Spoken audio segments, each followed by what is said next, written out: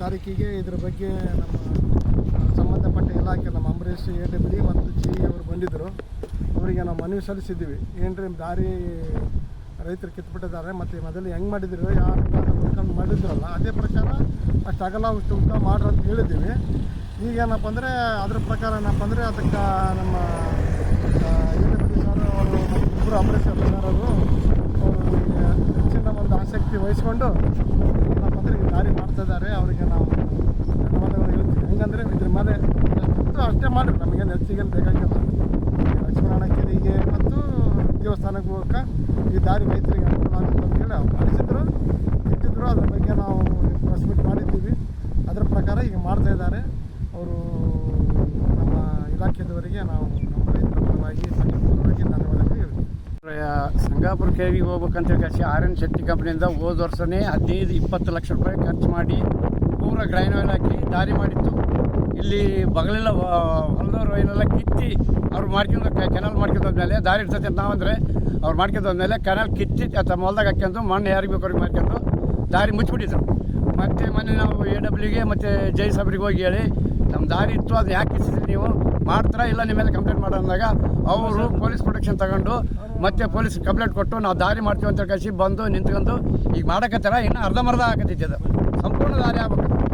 ಇದನ್ನು ಮರ್ಮ ಹಾಕಿ ಗ್ರೈನಲ್ ಹಾಕಿ ಡಾಂಬರ್ ಹಾಕಿ ನಮಗೆ ಸೀದಾ ಕೆರೆ ದಂಡಿಗೆ ಹೋಗಿ ಮಾಡಿಕೊಡ್ಬೇಕಂತ ಕಳಿಸಿ ಆ ಅಧಿಕಾರಿ ವರ್ಗಕ್ಕೆ ಮತ್ತು ತಮ್ಮ ಪತ್ರಕರ್ತರ ಮೂಲಕ ಅವರಲ್ಲಿ ಕೇಳ್ಕೊಳ್ತೇವೆ. ನಿಮಗೆ ತಿಳಿಸಿದ್ದೇನಂದ್ರೆ ಕೆರೆ ದಾರಿನ ಮಾಡೋರು ತಂದೆ ಅವರೆಲ್ಲ ರೈತರು ಮಾಡೋಕ್ಕೆ ಬಂದಾಗ ನಮಗೆ ಅಡ್ಡಿಪಡಿಸಿದ್ರು ಅಂತಂದು ಜೈಗಳು ಹೇಳಿದಾಗ ನಾವು ನಿಮ್ಮ ಮೂಲಕ ಮಾತನಾಡಿದ್ವಿ.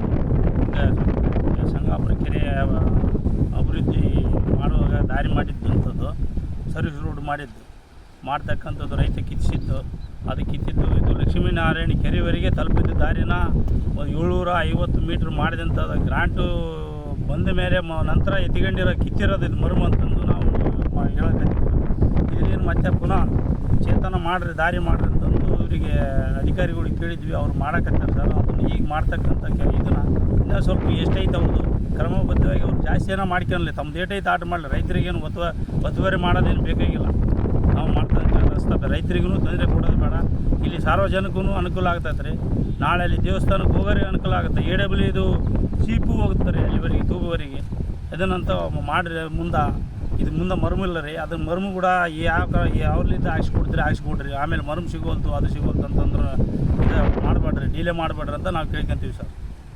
ಆದರೆ ಸುಮಾರು 200 ಎಕರೆ ಭೂಮಿ ಇದೆ. ಎಲ್ಲ ರೈತರು ಕೂಡ ಸ್ವಲ್ಪ ಹೋಗೋಕ್ಕೆ ಅನುಕೂಲ ಆಗ್ತದೆ.